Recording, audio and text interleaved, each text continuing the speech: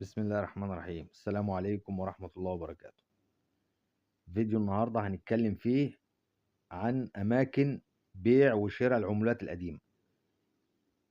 كل الفيديو هيبقى عن أماكن البيع والشراء بتاع العملات القديمة. لو أنت معاك عملة وعاوز تبيعها تبيعها فين؟ هقول لك أنا على الأماكن بتاع بيع وشراء العملات القديمة. بس قبل ما نبدأ في كلام عن البيع والشراء، في نقطة حابب أتكلم فيها. في ناس بتخش تشتم في التعليقات، وطبعا أنا مش مسامح الناس دي.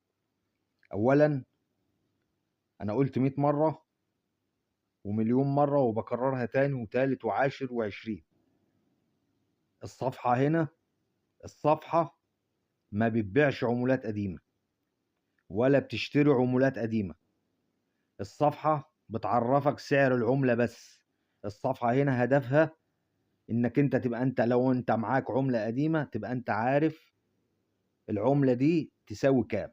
بس موضوع انك تبيعها بقى فين او تبيعها لمين، ده مش من اختصاص الصفحة. اختصاص الصفحة ان الصفحة بتعرفك العملة اللي معاك سعرها يساوي كام. العملة القديمة اللي معاك سعرها يساوي كام ويعمل كام، عشان انت تبقى انت عارف، عشان لما تحب تبيعها تبقى انت عارف سعرها. موضوع انك انت تبيعها بقى للصفحة او الصفحة تشتريها منك، الصفحة ما بتشتريش ولا بتبيع. الصفحة للعرض فقط. الصفحة للعرض فقط، بعرفك سعر العملة بس. موضوع الشراء ده احنا قلنا كتير فيه، الصفحة ما بتشتريش ولا بتبيع. اللي معاه عملة وعاوز يبيعها، هنتكلم دلوقتي هتبيعها فين، اقول لك على سعرها دلوقتي فين. وموضوع ان العملة بتاعتك تساوي كام او ما تساويش كام، الفيديوهات موجودة على الصفحة. خش شوف العملة اللي معاك، هتلاقي الفيديو بتاعها موجود وسعرها كام ومواصفاتها ايه. كل ده موجود على الصفحة. مش شرط تتفرج على الفيديوهات هنا، اتفرج على فيديوهات ناس تانية، واتفرج هنا وشوف هنا بيقول كام وهنا بيقول كام، عشان تبقى انت عارف وتبقى انت فاهم وتبقى انت في الصورة. اماكن البيع هنتكلم بقى فيها. فيا ريت بلاش الناس اللي بتخش تشتم وتعلق دي. اولا هو تعليقه مختفي. التعليق بتاعه اللي شاتم ده تعليقه مختفي، وانا مش مسامحه. دي حاجة.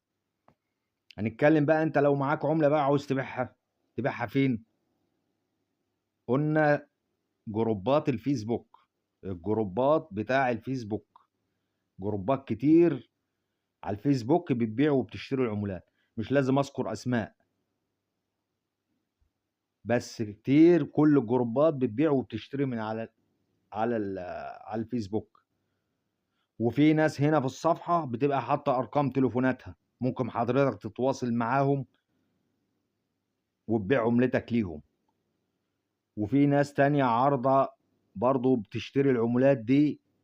اكتب بس، خش في البحث على الفيسبوك كده واكتب العملات قديمة، هيطلع لك 100,000 جروب، وهيطلع لك 100,000 صفحة بتشتري العملات، وهيطلع لك 100 مليون جروب بيشتري العملات.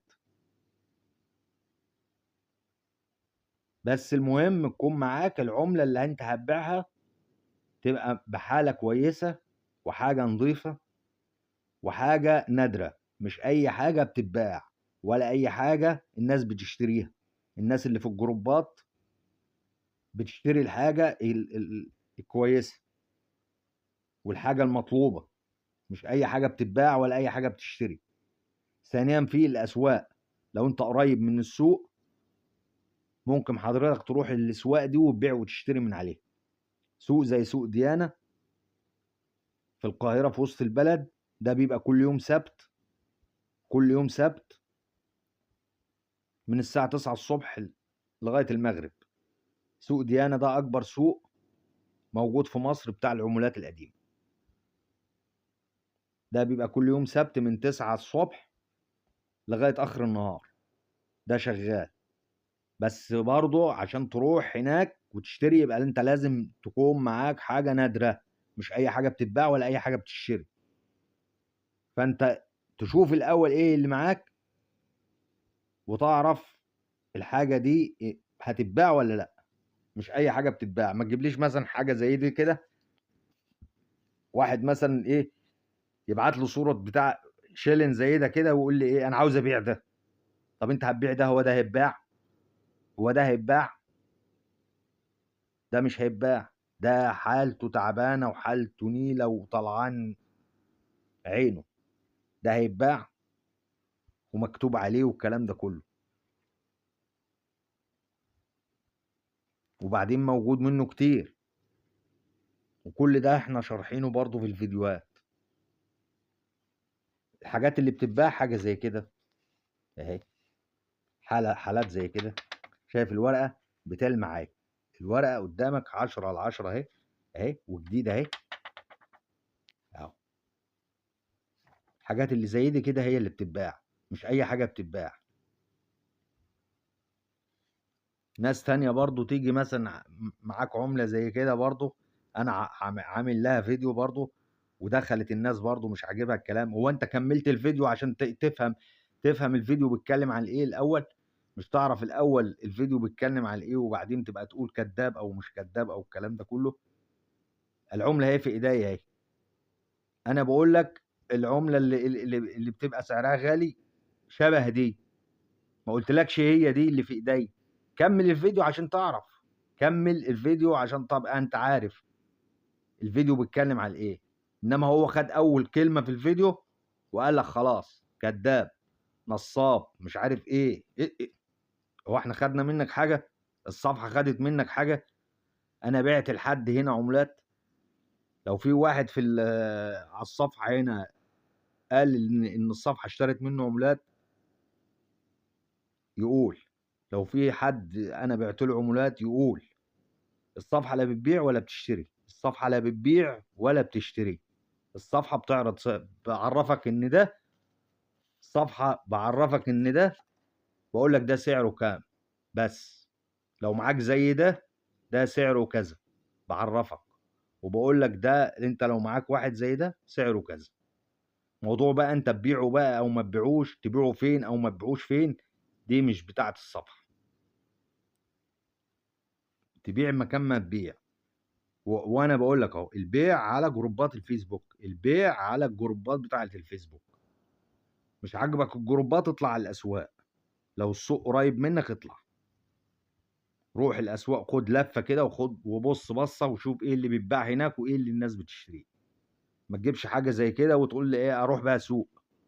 طب وده لو رحت بيه السوق هتعمل بيه ايه؟ ده السوق ولا تخش بيه على الجروبات هتعمل بيه ايه؟ حاجه زي كده مقطعه كده.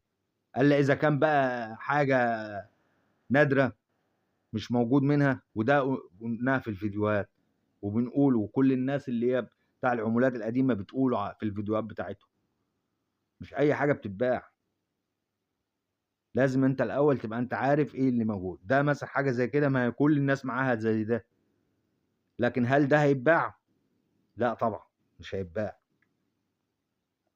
لما الحته من دي مثلا جديده زي دي كده بتتباع ب10 جنيه، يبقى اما تكون زي حاجه زي كده هتتباع بكام؟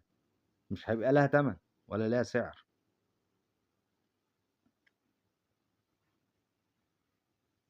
يبقى احنا كده عرفنا الاماكن، جروبات الفيسبوك، وفي المواقع برضو اللي عاوز تبيع على المواقع زي ايباي وامازون واوليكس والكلام ده كله. وفي الاسواق هتلاقي في كل محافظه سوق. كل محافظه فيها سوق للعمله القديمه. القاهره قلنا السوق ديانه، في خان الخليلي، في العتبه، في اسكندريه شارع خالد بن الوليد، محطه مصر في اسكندريه، في المنصوره سوق الشيخ حسنين. كل محافظه وفيها مكان للعمله، مش مكان سوق للعملات. مش عاجبك الاسواق بيع على الجروبات واعرض واعرف. خش الجروبات وانضم لاي جروب فيهم. انضم للجروبات وشوف الناس بتبيع ايه هناك وتشتري ايه هناك. تبقى انت عارف العملة اللي معاك تساوي كام. والسلام عليكم ورحمة الله وبركاته.